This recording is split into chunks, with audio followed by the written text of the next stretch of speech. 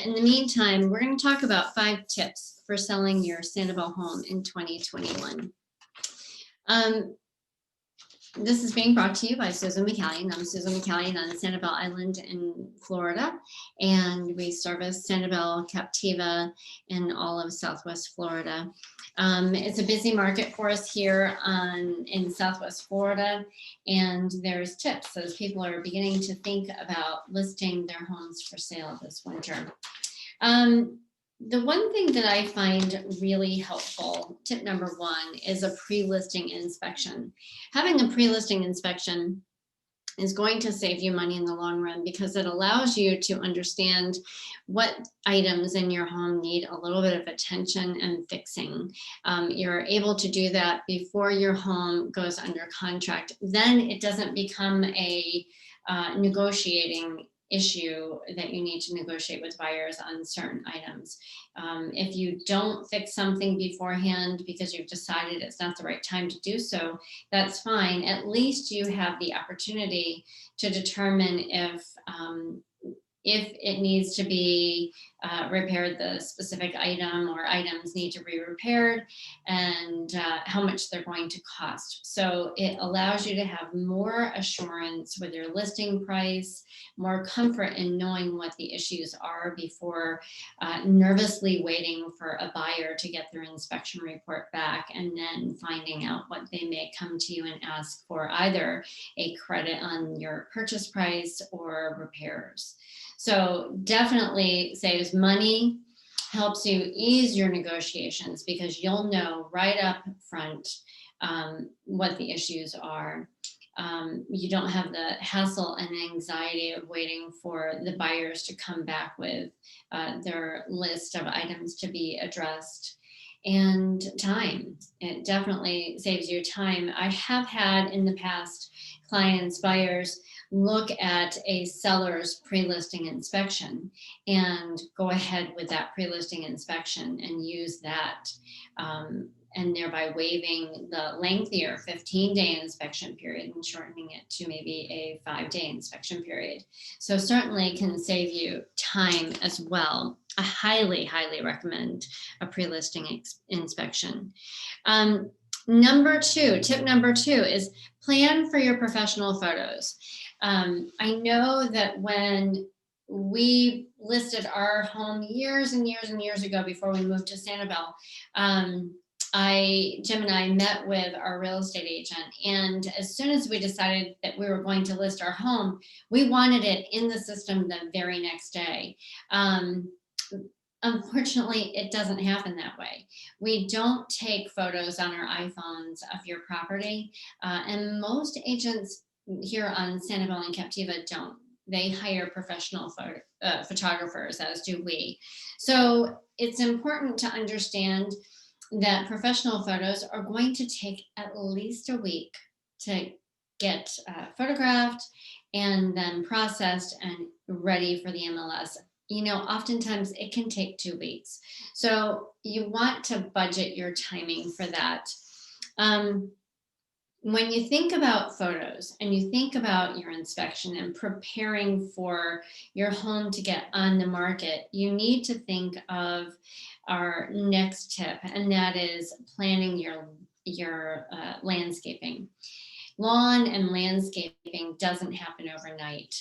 It's easy to throw down pretty mulch and make beddings look nice with mulch, but really you want to walk around your yard. You want to look at your yard from the street, see if there are certain things that you can do over the course of the next 3 to 6 months that will help your yard look more attractive. It could be planting periwinkles to add some color in a certain area. It could be adding poinsettias at this time of year. I mean, adding that touch of red or a touch of pink and purple. Take a look from the front of your yard. See if there's something that you can go in, plant, and give a month to mature. You know, small flowers take a month to grow and flourish, and they can look great for your photos and for your listing if you give it a little bit of head time on that. So trimming, you definitely don't want to trim your plants right before you have your photos done or right before you put it on the market. You want to give it a month so that there's some new growth, so you're not seeing the ends of branches just cut off. Next on our list is there is a backlog for maintenance service. That's huge. You know, all of the handymen and all of the service professionals that we work with each and every day are so very busy at this time of year. So you definitely want to come up with a list of items you want addressed. After you do your pre-listing inspection, you're going to come up with some items from that inspection that need to be addressed. But there's certain items that you know of that you might want to get taken care of. Like maybe you took a picture off the wall 3 years ago and there's still a big nail in the wall. Grab some spackle that up, touch up the paint. But give yourself a little bit of time to speak with your service provider so that they can come in and get the job done right. Start packing now. That's probably one of the best tips that I can think of when you're getting ready to sell your home. If you're serious about selling your home, then you're going to move. And if you're going to move, you might as well start now. So that means packing up the things that you don't use often. It could be little tchotchkes that you can pack up that you know you want to keep and have in your next home. If they don't add something immediate to your home's presentation, then go ahead and package it up gently. And some people order a month or 3 months in a storage facility. You can do it that way. You can choose an area of your lower level to put boxes, or your garage. Definitely want to pack your unused clothes. If they're not seasonal, you can pack them up. Donating and selling unwanted items. I don't know if you're like me, but I do tend to hold on to things. I think Jim's written about it a few times. If you haven't used something in a year, think seriously about whether you will be using it in the future.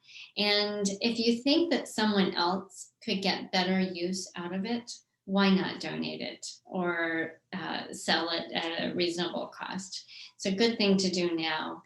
It will make your home look cleaner. It will allow for some buyers to envision themselves in your home.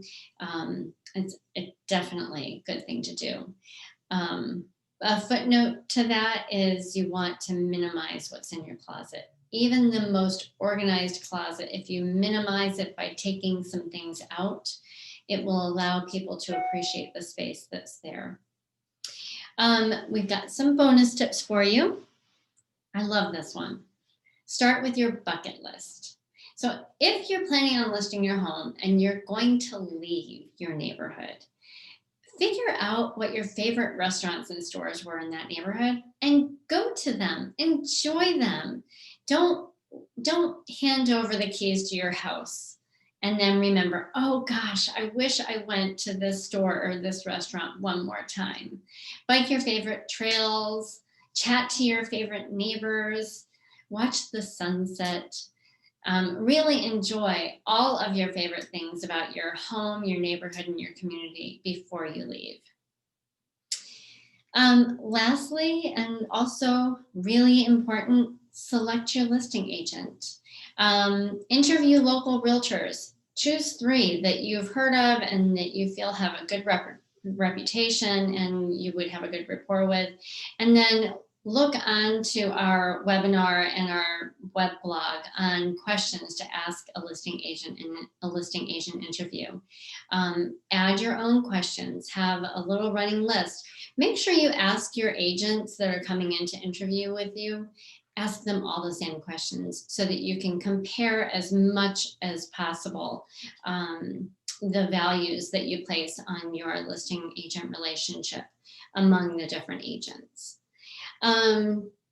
I think that is what I've got for now, and I'm always available. So if you have questions, you can contact us by email, susan@mccallionrealty.com, or by phone 239-472-1950.